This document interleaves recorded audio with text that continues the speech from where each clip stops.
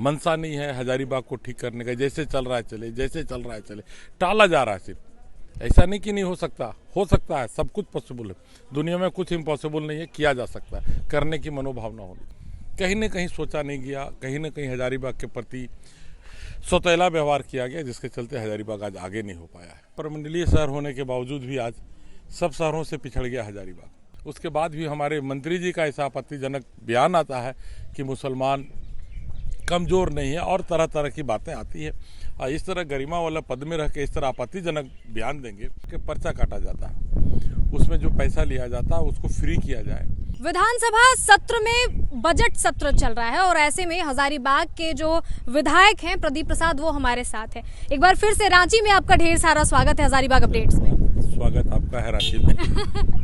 एसबीएमसीएच को लेकर के आप हमेशा जो है वो आक्रोशित दिखते हैं। वहाँ के जो प्रशासन है उन्हें लेकर के भी आप खरी खोटी सुनाते रहते हैं, उनसे भी मांग करते रहते हैं और सदन पटल पर भी जो है वो उठाते रहते हैं सवाल। क्या लगता है लूप होल कहाँ पर है? लूप होल सरकार की सोच पे है। नीचे जहाँ तक जाना चाहिए सोचने के लिए, कभी कभी अपने जाके देखना चाहिए किस तरह से पेशेंट जाने के बाद उनके साथ क्या होता है। आज भी हम ज्ञापन मंत्री जी को दे के आए हैं। जो अभी खास करके पर्चा काटा जाता है, उसमें जो पैसा लिया जाता है उसको फ्री किया जाए। 8 बजे से लेके 12 बजे तक और 12 बजे से लेके फिर बीच में गैप होता है 3 बजे के बाद, फिर से 5 बजे तक वो कंटिन्यू जारी रहे और फ्री हो। और ऑनलाइन पर्चा काटने का जो सिस्टम है उसको समाप्त किया जाए। जिसके पास ऑनलाइन देने का ताकत है वो दे और जिसके पास नहीं वो ना दे। क्योंकि वैसे लोग आते हैं सदर अस्पताल पे जिनके पास 500-1000 रुपया मुश्किल से होता है, वो एंड्रॉइड फ़ोन कहाँ से खरीदेंगे? तो सरकार को इस पर सोचनी चाहिए। हम लोगों ने आवाज़ भी उठाया था, शायद आपने कवर भी किया था उसको। उसके बाद कुछ दिन तक बंद हुआ, तब पुनः चालू हो गया। पेशेंट को कैसे भगाएं ये प्रक्रिया रहती है। अगर जांच में किया जाए, अगर लैब जाएंगे तो लैब का भी कमोबेश वही हालत है।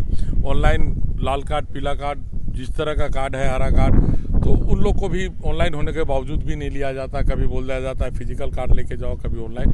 उन्हें पेशेंट को कैसे भगाया जाए? बहुत सारे इक्विपमेंट्स खराब पड़ा हुआ है, मशीनरी खराब पड़ा हुआ है, कोई देखने वाला नहीं है। वार्ड बॉय हमेशा नदारत रहते हैं, तो वार्ड बॉय को पेमेंट क्यों जाता है? बहुत सवाल है। सरकार अगर सचेत होगी तो निश्चित तौर पे सुधार होगा। क्या लगता है कि इन पर दबाव अगर सरकार बनाए या अस्पताल के प्रशासन बनाए तो चीजें ठीक होने लगेंगी? चीज़ें ठीक हो जाएगी। और हजारीबाग जो सदर अस्पताल है उसमें 5 जिले का लोड है। कोडरमा, चतरा, हजारीबाग, आधा रामगढ़ हो गया, गिरिडीह। तो और मेडिकल कॉलेज जो बन रहा है, आज सरकार फंड नहीं दे पा रही। 3 महीने से एक पैसा भी नहीं गया, तो बिल्डिंग कैसे बनेगा? ओपीडी कम से कम चालू हो जाएगा, तो ओपीडी चालू होने के बाद निश्चित तौर पे पेशेंट का लोड घटेगा और लोग इलाज करा पाएंगे। चीज़ें हैं लेकिन उसको किया नहीं जा रहा है, समस्या वही है। अच्छा, कुछ न कुछ धार्मिक रैलियों में कुछ न कुछ होता रहता है। अभी हाल ही में जो है इचाक वाला मामला हुआ, उसे भी आपने सदन पटल पर उठाया। क्या लगता है? देखिए, जब भाजपा की सरकार रहती है झारखंड में, सुशासन या कोई भी जगह सुशासन होता है। और जहां भारतीय जनता पार्टी की सरकार सत्ता से हटती है, वहां फिर उपद्रवियों का मन बढ़ जाता है और इस तरह का उत्पात वो लोग करते हैं। कल की जो घटना हुई, कोई अगर माइक लगा रहा है, जुलूस के लिए झंडा लगा रहा, तो उसमें विरोध करने का कतई जरूरत नहीं था। उसके बाद भी हमारे मंत्री जी का ऐसा आपत्तिजनक बयान आता है कि मुसलमान कमज़ोर नहीं है और तरह तरह की बातें आती है। इस तरह गरिमा वाला पद में रह के इस तरह आपत्तिजनक बयान देंगे। अभी रामनवमी होने वाला है, इंटरनेशनल रामनवमी होगा, और इस समय अगर हजारीबाग सुलग जाएगा तो उसको संभालना बहुत मुश्किल है। मैंने सदन में ही बात को रखा। और क्या कहना चाहते हैं वो कि सिर्फ मुस्लिम का राजनीति करेंगे? अगर वो मुसलमान है तो क्या मुस्लिम का राजनीति करेंगे? बहुत ही गंदी बात है। और मैं उनको फिर से बताना चाहता हूँ कि सनातन धर्म महान था, महान है और महान ही रहेगा। उनसे सीखना चाहिए। बार बार बोलते हैं कि आरएसएस वाले लोग करते हैं, संघ वाले लोग करते हैं। संघ की विचारधारा अगर पूरे देश में फैल जाए ना, तो देश कहाँ से कहाँ तरक्की कर लेगा। अच्छा, यंग डायनेमिक सोच रखते हैं प्रदीप प्रसाद, बिल्कुल। क्या लगता है हजारीबाग के लिए आपने कई सवाल उठाए, जैसे कन्हरी में जू वाला मामला उठाया, अस्पताल का मामला उठाते हैं, यहाँ तक कि जो फुटपाथ के दुकानदार है उसको लेकर के कल आप सजग दिखे। और हजारीबाग में क्या कुछ होना चाहिए कि और बेहतर हो सके? देखिए, प्रमंडलीय शहर होने के बावजूद भी आज सब शहरों से पिछड़ गया हजारीबाग। निश्चित तौर पर ये बहुत बड़ा पर्सीन है।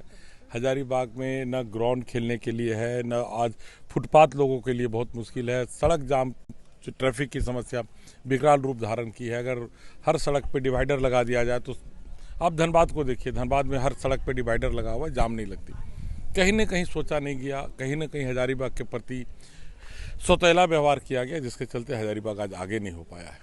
अच्छा, लगातार अतिक्रमण हटाओ वाला अभियान चल रहा है हजारीबाग में और इस जैसे कई मुद्दे चल रहे हैं, तो क्या नहीं लगता है कि इस तरह के जो मुद्दे हैं अतिक्रमण वाले या जो फुटपाथ के लोगों को परेशानी हो रही है, उसका एक उपाय ये भी है कि पहले सड़क चौड़ीकरण पर सवाल उठाया जाए। आप कल भी जैसा कि हमने देखा कि सजग दिखे कि भाई उनको कैसे जो है राहत मिले। फुटपाथ वाले लोग को जो वेंडर का समस्या है, बहुत बड़ी समस्या नहीं है, इम्पॉसिबल समस्या कतई नहीं है। इसको बहुत बढ़िया से किया जा सकता है।